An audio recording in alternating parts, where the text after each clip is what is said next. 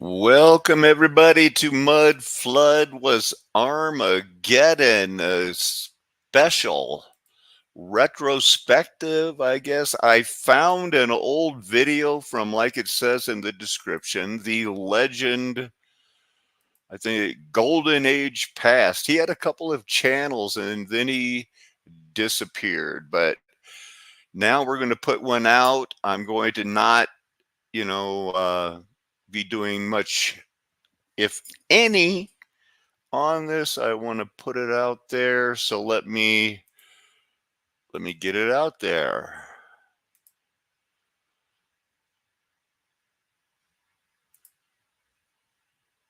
They fabricated the history. So if the coins are not enough, stay till the end. 4. This video is especially for the skeptics. If you have a better explanation, then leave it in the comments. Lastly, this video is very beginner friendly, so feel free to share with your friends.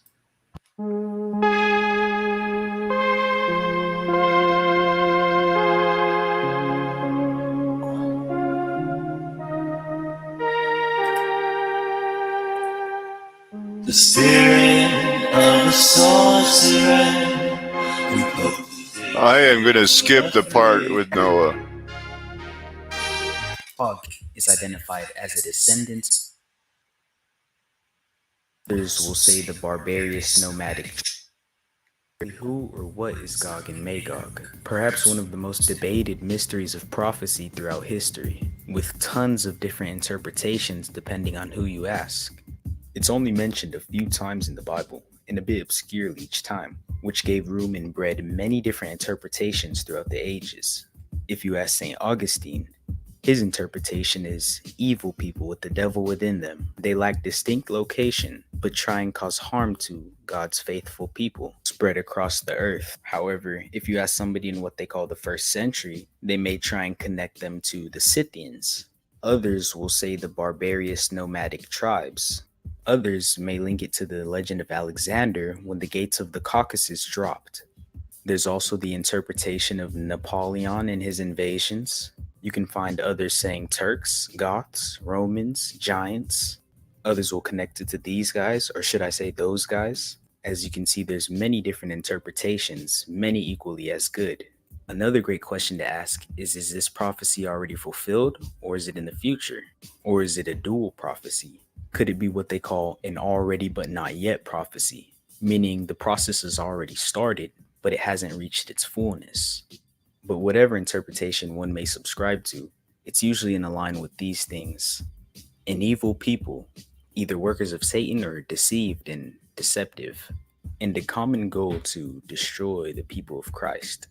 Some may say it's a little bit of all of those interpretations, the same hidden hand Antichrist spirit controlling the chaos.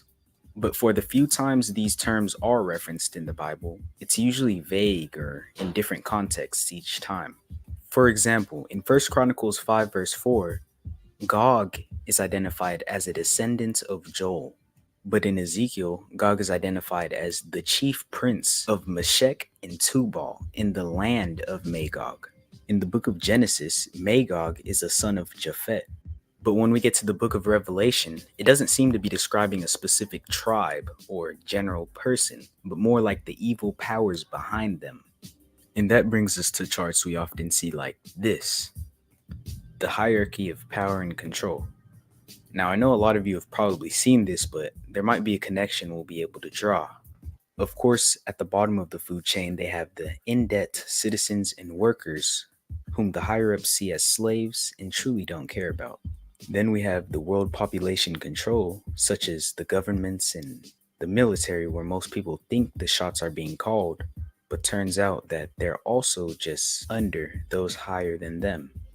Then, of course, there's the world resource control, the AI tech, the food sources, the health control, the gas, etc., all under people who don't have your best interest in mind. And of course, there's then those who control the money in the banks. You know who they are. But once we get up here is where things get very speculative and all over the place. But if there's any truth to it, and I think there is, then it's where some connections can start being made. Ever since the monarchs of Europe has been hijacked and history's been rewritten, these are the people who's been in charge. And on top of them, I speculate are the forces of Gog. Now let me explain. Allegedly, when you get this high up, it has to do with bloodlines. You can't marry or work your way up to this amount of power for the secrecy of what goes on. Let's use this family for an example. These people claim to be this, but are really from this. These people were pagan practicing nomadic tribes that are similar to the descriptions of Gog and Magog. These people converted to this in the 8th century and then moved to Eastern Europe in the 10th. Similar to Gog and Magog, it's alleged that this family is behind many of the wars throughout history, including the Napoleonic Wars. They're also said to have part in this event and many more occurring today. It sure seems that there's an evil power behind closed doors, deceiving the masses. That being said, in future videos we'll continue going through the different interpretations of who or what Gog and Magog is. Lastly, leave a like and comment your interpretation of Gog and Magog, as I'm interested in hearing y'all's personal takes on it. Thanks for watching.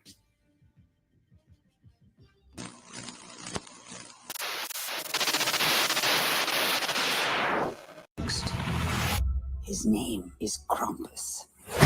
Krampus, another hidden truth drop alluding to Revelation 20 and Satan being unbound from the abyss. And when the 1,000 years are expired, Satan shall be loosed out of his prison, and shall go out to deceive the nations which are in the 4 quarters of the earth, Gog and Magog, to gather them together to battle. This time being revealed through medieval folklore. And it isn't the character itself exactly that's so strange, but the fact that it's almost always depicted as being broken free or unchained from chains. But what's even stranger is that the true origin of this character is not able to be traced past the late medieval era.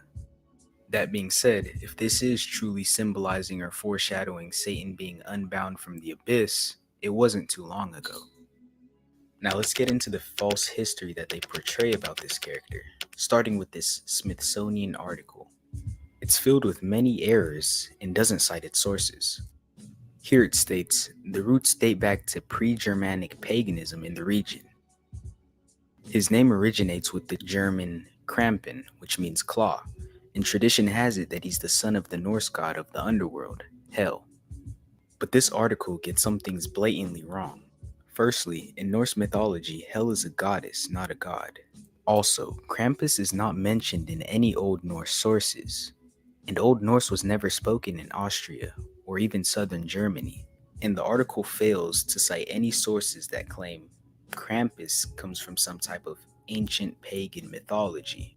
And that's because there are none, because Krampus is a not so ancient folklore, having broken chains symbolizing him being unbound from the abyss, just as Revelation 20 says. And that being said, how this character symbolizes probably the worst thing that can be symbolized. Look how they honor this thing around the world. Now, this is a warning because these next few clips are pretty wicked and disturbing.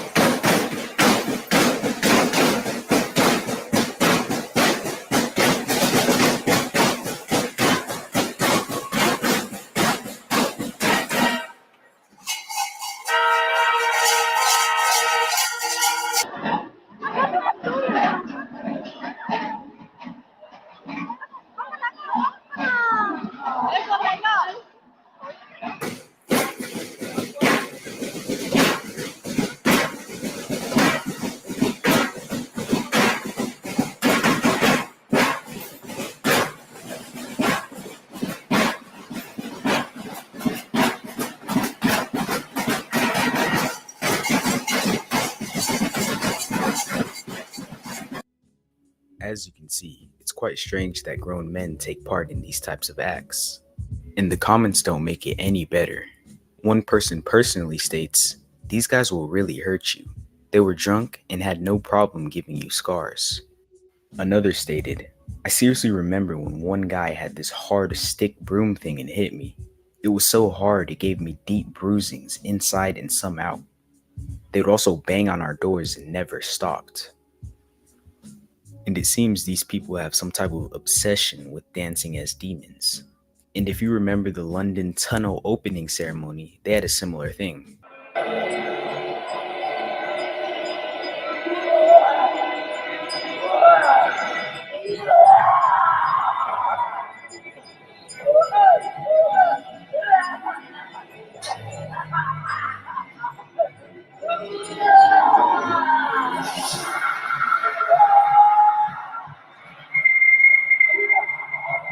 As seen, some creepy stuff, but back to the subject of Krampus. So it doesn't seem to come from some ancient pagan sources, but he does, however, resemble the depictions of Satan from those notorious medieval giant books. Now, the history of those books are quite a mystery, because during the wars in the 1600s, they're being moved, stolen, etc., which fuzzies up the origin. But as you can see here, this manuscript symbolizes the same character. Lastly, it's also often wondered why he's usually associated with Saint Nick. And according to the earliest medieval legends, Saint Nick was a known exorcist, which is likely why they became associated. Thanks for watching. If you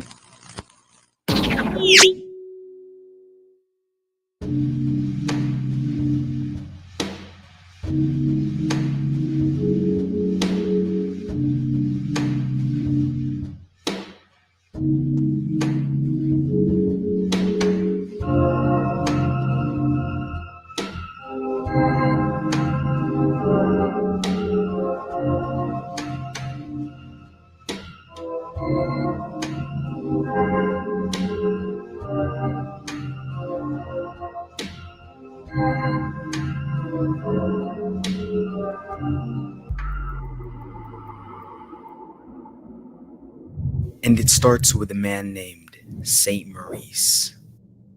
It was with this historical figure that the people that established the accepted history unfairly eradicated any significant form of black presence from the history of medieval Europe.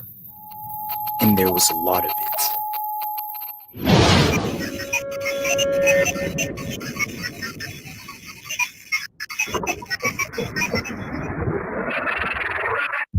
But who exactly is Saint Maurice? And why is he so significant unveiling historic lies?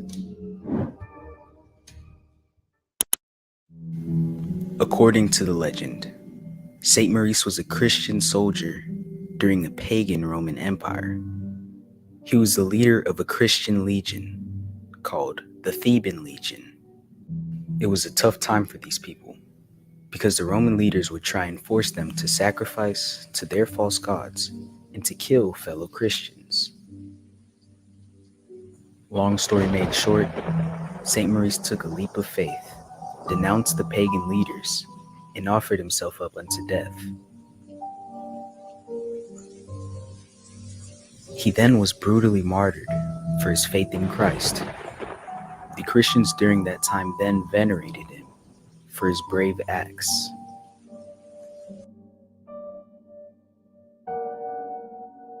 Was this story true? Most likely, but the people who got their hands on this story exploited it like you wouldn't believe. Now you're probably wondering, why is this character so significant that he unveils the strange agendas of those who choose to rewrite the history? Specifically the history of black people and their prominent presence in medieval and ancient Europe. How were they able to do it? Through the exploitation of this character. Here's how.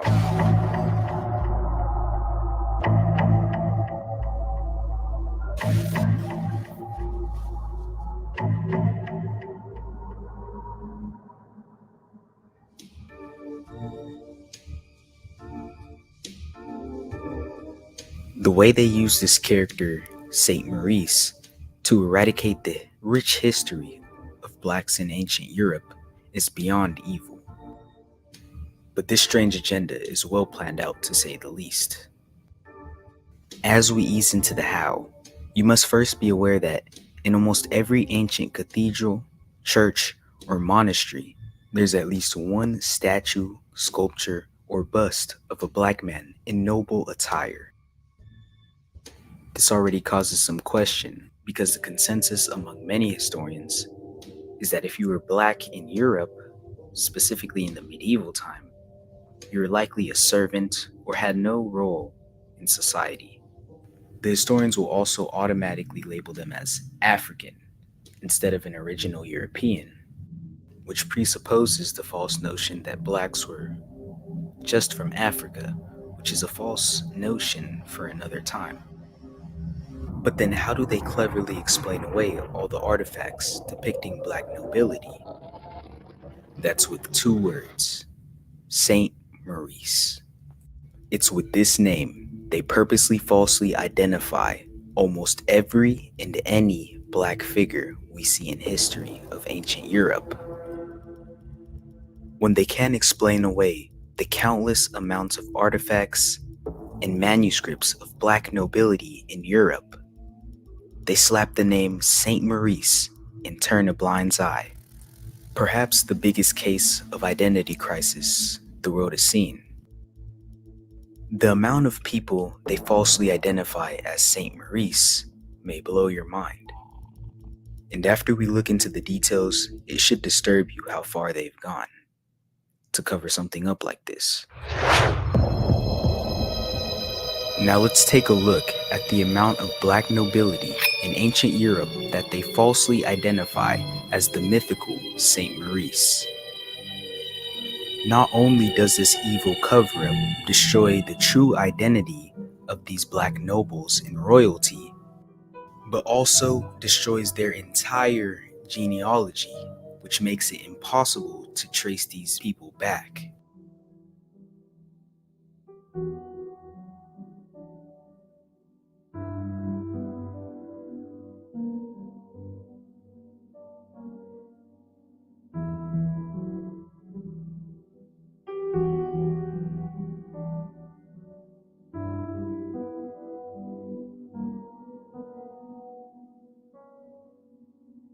We'll start off with this young black noble that they falsely identified as the mythical Saint Maurice. Notice he's a youth, which doesn't fit the narrative because Saint Maurice was an adult military commander. And notice his medieval attire, which is completely contradicting because Saint Maurice is supposed to be displayed in Roman armor. This is not displaying an ancient Christian soldier as they would like us to believe, but it's displaying a young Christian medieval royal whom we'll never find the true origin of because of the efforts they've gone to hide it. Next, we have another black noble royal knight. And guess who they claim this guy is? You guessed it, Saint Maurice. Notice the medieval attire and shield, which doesn't fit the description of Saint Maurice. Again, we have another black royal that they falsely identify as the mythical Saint Maurice to hide his true identity. Again, notice the medieval clothing, contrary to what should be Roman armor. Again, we have another noble medieval knight that they falsely identify as, of course, Saint Maurice. And we're only just getting started. Here's another black youth noble that, of course, they falsely identify as Saint Maurice. And here's another mysterious black royal classified as, of course, Saint Maurice. Again, guess who this is? Saint Maurice. And by now, you should get the gist of how they basically just claim all these black royals to be a questionable mythical Saint Maurice. But we're not even halfway done. Here's another one. Would you guess who it is? And another one. Of course, it's Saint Maurice. Would you guess who they claim this guy to be? If you guess Saint Maurice, you're correct. One of the more popular statues that you may have even seen before. And yes, apparently he's Saint Maurice too. But hey, this guy's also Saint Maurice. And so is he. It's clear at this point that almost any black noble in the medieval era that didn't have a written history already was just marked as Saint Maurice. Now, there are a few statues that probably represent the historical Saint Maurice rather than a fabricated version of him, like the ones we've seen prior. For example, this one. This actually does depict a Roman soldier in a Roman uniform, better matching the description of the historical Saint Maurice. And also this one with the Roman uniform, also matching the correct description of Saint Maurice. But enough of the statues, let's look at some of the artwork depicting Saint Maurice. Clearly a medieval setting, therefore this cannot be Saint Maurice. They also claim him to be Saint Maurice, but it just doesn't add up. And here they claim is quote-unquote Saint Maurice holding a Saint George flag. And if you've seen my older Saint George videos, he's also somebody they love to fabricate around with. Again, clearly not an ancient Roman soldier, but apparently it is. And guess who they say this guy was? You guessed it. And to save some more time, here's a collage of black royals that are all, you guessed it, Saint Maurice. I mean, are we really to believe that all of these people are the same person whom they call Saint Maurice? Of course not. But what about their family history, their genealogies, their roles of royalty, all turned into myth with 2 words?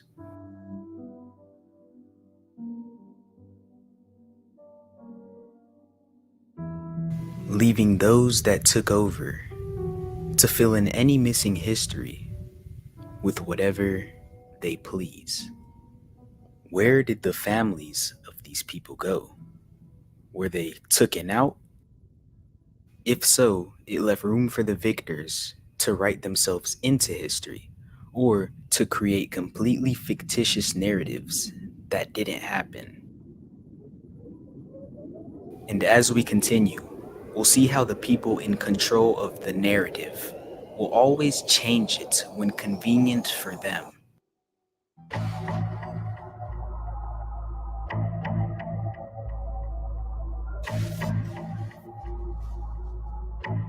And now we'll look at how they change the historical narrative whenever they find it's convenient for them. When we look at the history of Saint Maurice, according to the old texts, he was an Egyptian. He was part of a Roman legion in Egypt called the Theban Legion.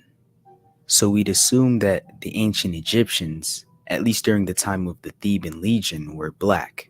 I'm saying this because they're so comfortable marking any black artifact they find as Saint Maurice. So they should at least be able to acknowledge that the Theban Legion and those Egyptians were black. But that's not the case, because apparently this was the Theban Legion. And I know it's part of the rewritten history, but it just doesn't add up. You see how they say whatever's convenient to just get along, as if we're not going to question it. Another question is, how did Saint Maurice turn into this? Whose idea, and what's the purpose of alternating the story? And then there's also the famous painting called The Martyrdom of Saint Maurice. Of course, it's a very inaccurate and fictitious painting, especially when compared to all the other sources we looked at. And of course, come to find out, it was made during the Renaissance, which was a notorious time for the rewriting and manipulation of previous histories. Check out this documentary I made for more on that. With all that being said, These videos do take a lot of time, effort, and research to make, so please leave a like and subscribe if you enjoyed. Also, subscribe to my second channel in case this one gets taken down. I am posting daily shorter videos over there. Also, feel free to share this link with a friend, mirror the video, share it with a truther, whatever you feel called to do. And lastly, I know this video is going to make some people feel some type of way for some strange reason. All I'm doing is calling out what I see and how I see it, and you in no way have to agree with it. And I'm not at all duping anyone into the whole white people are the devil false agenda. I don't agree with that nonsense at all. But I know if this video goes out, certain people are gonna try and twist it for that narrative. And I do not advocate for that at all. But I do believe there is a strange agenda to eradicate most of Black history and basically history in general. But if you made it to the end of this rant, thanks for watching. Hope you enjoyed. I'm trying to talk about things that many are scared to talk about or things that are outside of the comfort zone. Hope you enjoyed. More importantly, it can be strongly argued that during this time, much of the world was controlled by secret societies. That being said, this is a time period that's connected to a lot of trickery and fraud. And after this video, you'll come to that realization very quickly. But without further taking up any time, let's get right into it. The backdrop of this video will be based around this old book I found from 1733. The title of the book is Memoirs of the Secret Services during the reign of King William, Queen Anne, and King George I. The author is John Mackey, and this book contains a lot of information about the royals and nobles during that time. But what we're going to be focusing on is the descriptions of the physical characteristics of these people. Then we're going to compare them to the portraits that were given. And by the end of the video, I'm sure we're going to come to a very similar conclusion. That being said, let's get right into it. The first person we're going to be analyzing is Charles Lennox, the first Duke of Richmond. It states he's the son of King Charles II by the Duchess of Portsmouth. He was carried by his mother into France during the reign of King James, and left France during the reign of King William when he declared himself for the religion and the constitution of his country. Now, this paragraph is the more important part because it gives us an actual physical description of Charles Lennox. It states he is a gentleman, good-natured to a fault, very well-bred and has many valuable things in him, is an enemy to business, very credulous, well-shaped, black complexion, much like King Charles, his father, not 30 years old. Now this is where things take a turn. Now that we have the description of him, let's take a look at the portraits that they made of him. This was drawn by a man in the 17th century named Godfrey Kneller.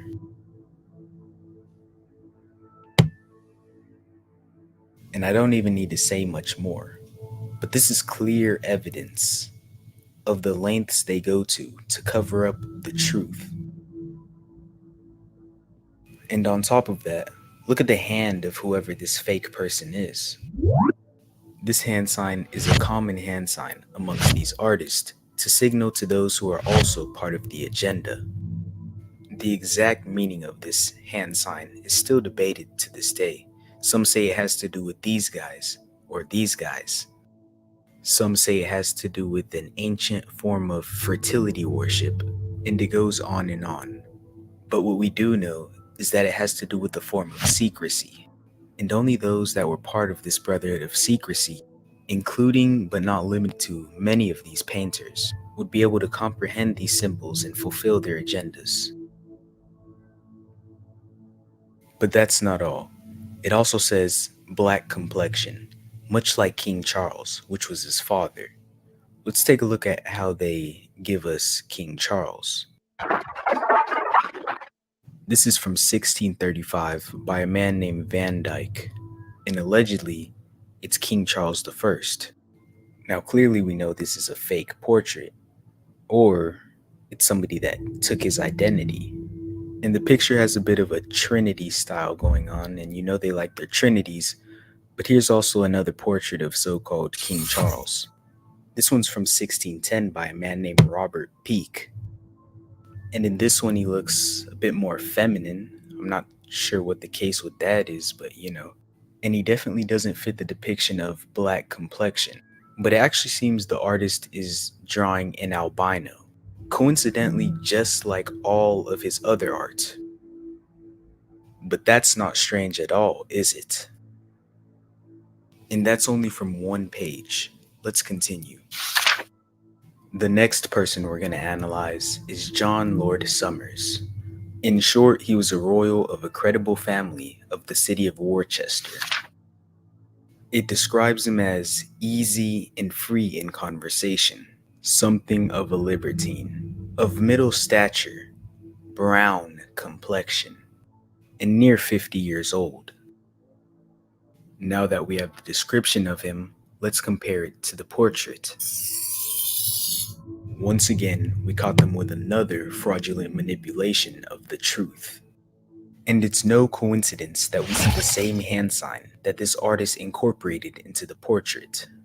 This is as good proof as it gets that those secretly in control will go and have gone outrageous lengths to cover up any truths of the past and deceive an unaware humanity. And it all seems to go back to Revelation 20, where Satan is unbound from the abyss and will go out to deceive the nations. Even if you look around today, there's deceptions in almost every corner you go, whether it be television, the educational systems, the financial systems, the food industry, Hollywood, etc. You name it, there's probably something deceptive going on behind the scenes. And I've only gone through 2 pages. There's much more to come.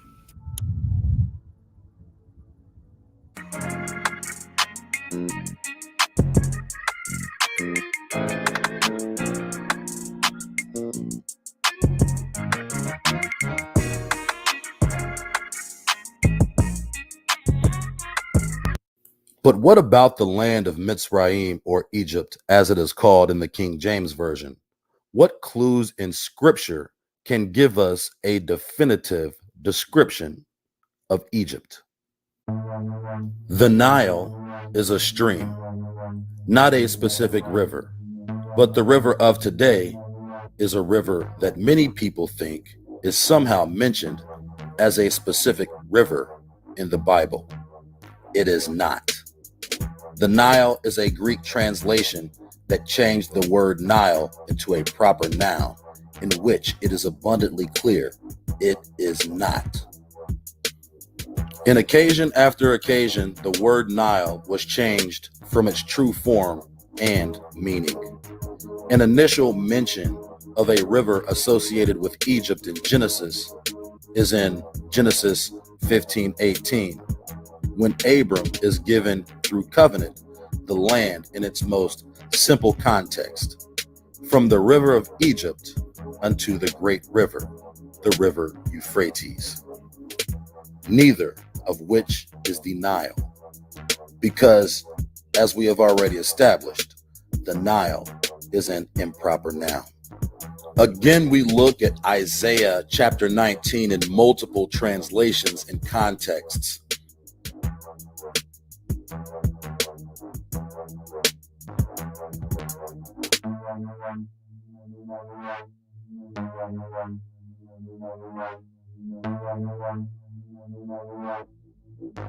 The mouth of the Nile is the Egyptian Sea.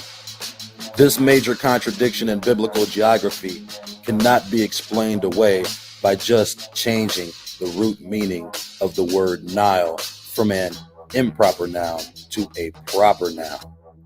Any biblical scholar will tell you that this is the same river mentioned by name throughout the Greek translations of Scripture, but that same scholar cannot properly reconcile the problem with its literal inconsistencies. Most biblical scholars put the Sea of Egypt as the Red Sea. In doing this, they must be creative in order to make these landmarks fit into their proposed with geographical templates.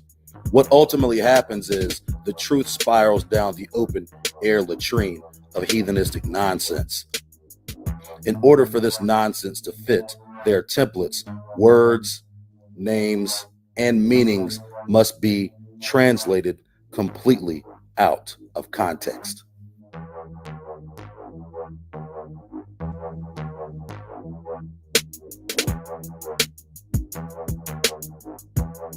For example, if most academic scholars put the Egyptian Sea as the Red Sea, then where is the Red Sea?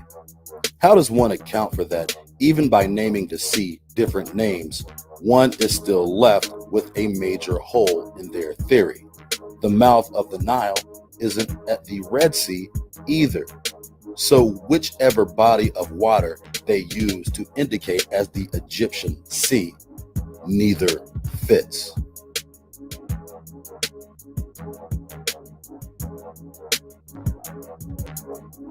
More evidence, their information is manufactured to promote false geography. The mouth of the Nile is the Mediterranean Sea, which is represented by neither the Red Sea or the Mediterranean. According to scholars, the Mediterranean Sea was labeled as the Great Sea, recognized as the largest body of water on Earth.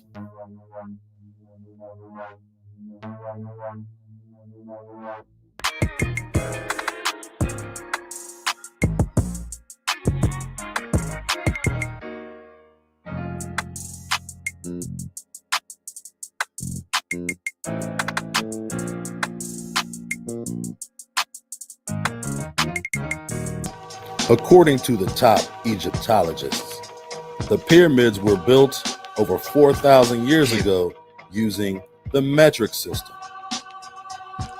But according to the world historical narrative, the metric system was discovered by the French in 1798, the same year Napoleon invaded Egypt.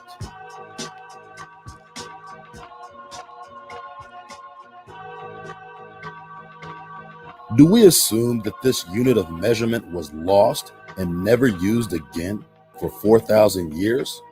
Or did the French rediscover the system and take credit for the creation?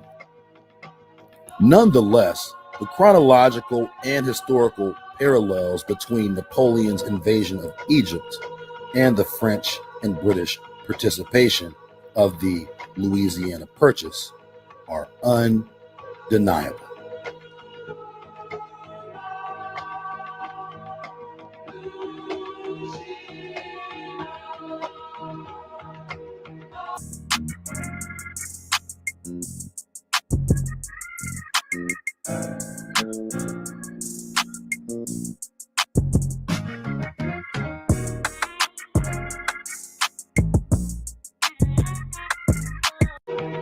One of the most important supposed discoveries of Napoleon's invasion was the discovery of the Rosetta Stone.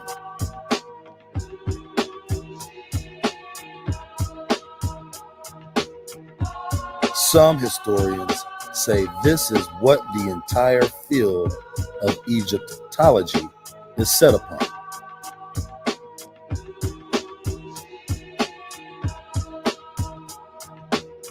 However, today the stone sits in London at the British Museum because the French eventually lost to the British in 1801 at the capitulation of Alexandria, and the British took the stone along with other relics and possessed them unto this day. What are the chances that the British and the French are being truthful about Egyptian history? According to the historical narrative, 3 types of script are found on the giant Rosetta Stone: Greek, Demotic, and hieroglyphic.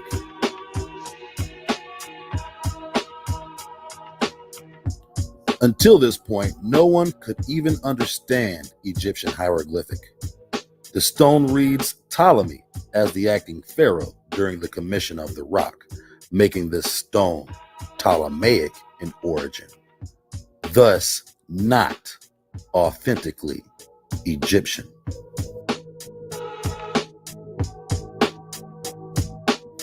The Ptolemies were not Egyptian, they were Greek. This family came into power after the death of Alexander and the subsequent division of his kingdom. As mentioned earlier, the Seleucid kingdom reigned in Syria, and the Ptolemaic kingdom ruled Egypt. The Seleucids were kings of the north, and the Ptolemies were the kings of the south.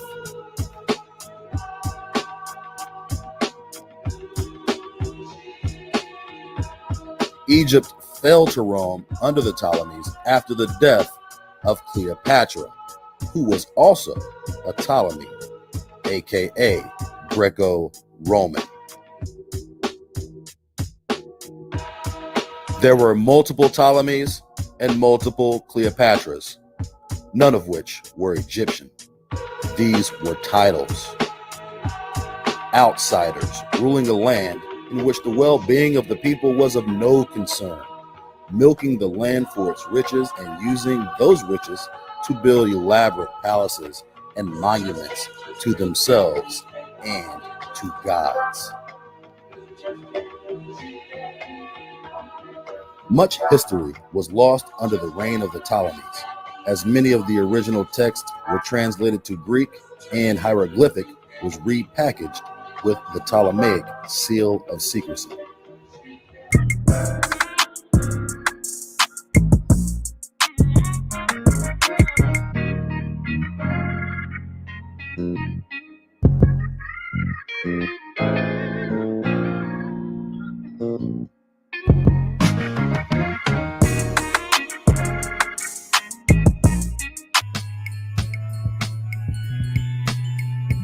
Even the mythology surrounding ancient Egypt is fundamentally Greek.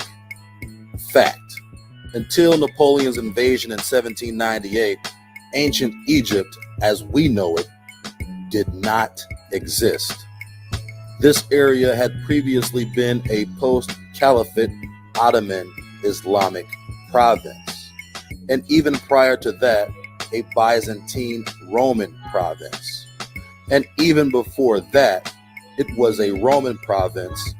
It bordered 3.5 oceans, as evident by their ever-changing maps and views of the world according to the caves.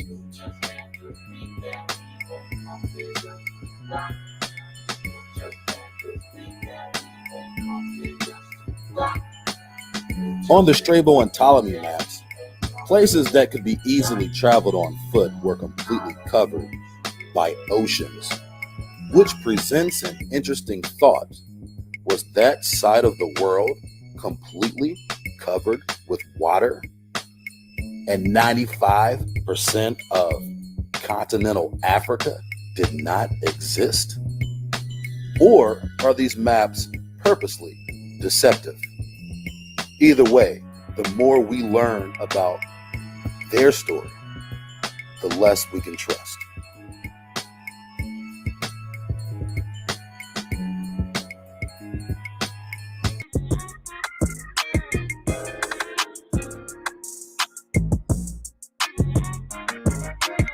But these astonishing numbers only work in meters. The length of the meter depends on a precise calculation of the circumference of the Earth, and that was only defined in 1793. The meter and the dimensions of the pyramid are based off the circumference of the earth. The ball and the pyramid are tied together. The pyramid and the ball and the pyramid, Finkel and Einhorn, Einhorn and Finkel. The ball and the pyramid are tied together. The day of the Geechee is over. The day of the Geechee is over.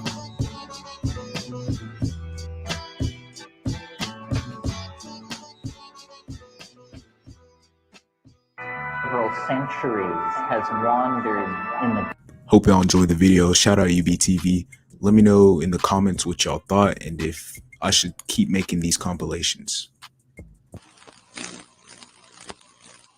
In the failed attempt to destroy most of it.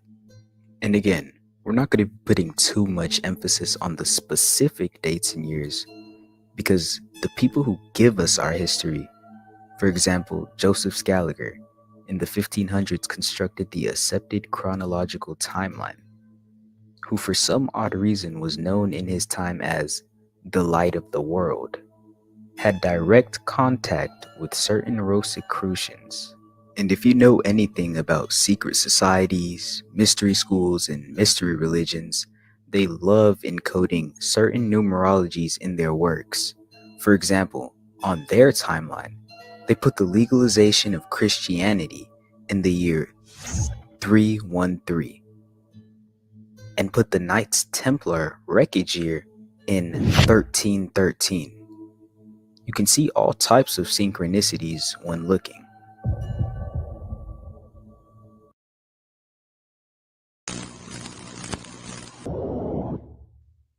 What do we really know about Pompeii? According to the official historical narrative, in 79 AD, the ancient Roman city of Pompeii was completely buried under 13 to 20 feet of volcanic ash from the eruption of Mount Vesuvius. The ancient site was lost and abandoned, and their names and locations were forgotten. Pompeii was eventually finally rediscovered and excavated in 1748 by Spanish military engineer Roque Joaquin. But what if that narrative wasn't true at all? There actually seems to be a lot wrong with this mainstream narrative, and there's a lot of evidence pointing towards the destruction of Pompeii being a lot more recent than they tell us. Let's examine a few of these evidences. In 1514, Ambrogio Leone published the book De Nola, containing Pompeii on a map still standing as a populated city. In 1570, Abraham Ortelius published the Regni Neapolitani, again showing Pompeii as an active city. In 1575, Antonio Laferri published the map of Italy, clearly depicting Pompeii well in standing, even showing cathedrals. In 1603, Philip Kluver published a map of Italy showing Pompeii, still not destroyed, but as a populated city. Besides the maps, we then have Mascalo's record of 1633.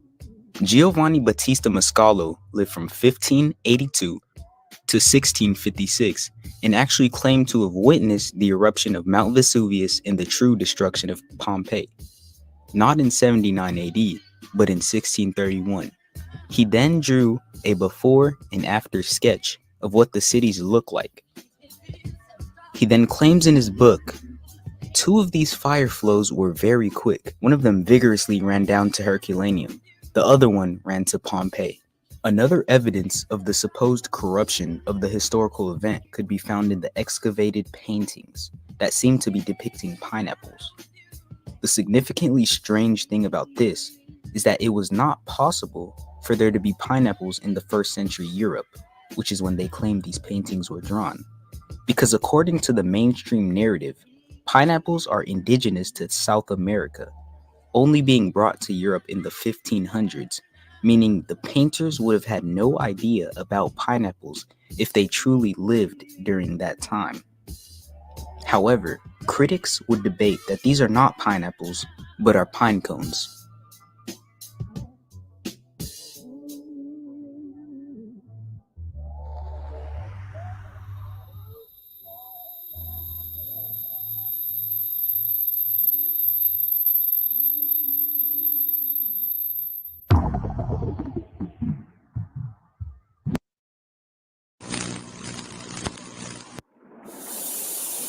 As you can see, totally corrupting a doctrine so simple. And they have a deep history of doing these types of things. When you actually start to research these different popes, you find out they secretly did some of the most wicked things that you could think of. And I'll be doing separate videos on some of these untalked about things that some of these popes did.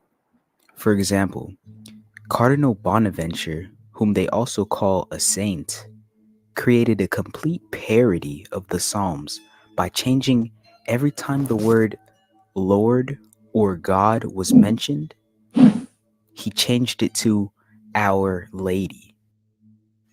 Another way they also inverted the whole bride situation was by placing a Jesus-like hierarchy on the Virgin Mary. The doctrine of the Immaculate Conception, or Sinless Perfect Mary, was proclaimed error-free or infallible by Pope Pius IX in the formal proclamation in 1854. We can often see how Satan shows his presence by making slight corruptions that most might not catch.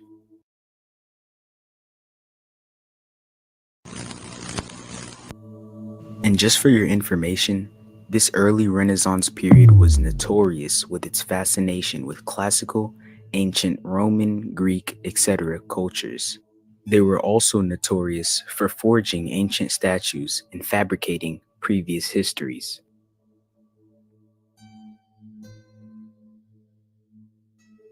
So when a book like this conveniently shows up perfectly intact in their hands, it might be something to question.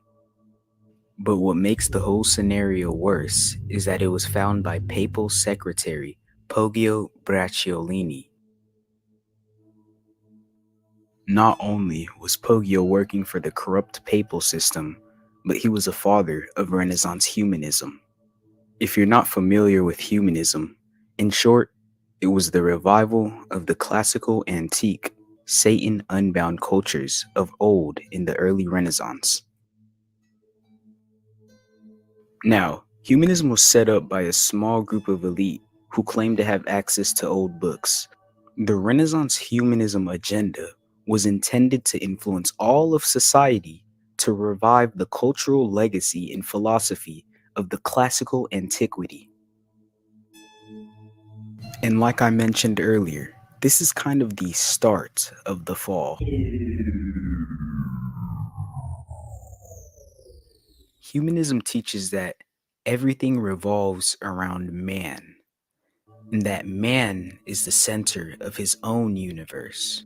Teaching ideas like to embrace your lustful nature, and to deny a supernatural God. And of course, the more deeper or shallow you get, the more esoteric or regular it may seem. But this was a very significant era of time, and obviously has lots of influence on today's world. It's also where we start to see hidden encodings on quote-unquote Christian art. For example, Michelangelo's famous Creation of Adam painting. People will often show something like this and try and make the claim that they're hiding the reality about Christianity and the symbolism in Christian art. But in reality, it's not Christian art. It's Renaissance humanism occult cryptography. But many of these painters, including Michelangelo, weren't really Christians, but were occultists hiding under the humanist or Tyson's cosmos was Carl Sagan. But before we get into his anti-Christendom episode, here's his quick overview.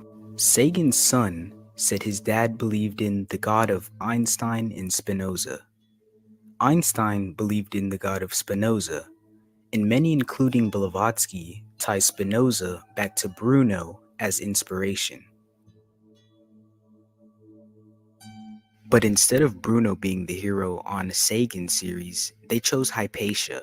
Here's a quick decode of his episode. Greek kings of Egypt who followed Alexander had at least this virtue. They supported the advancement of knowledge.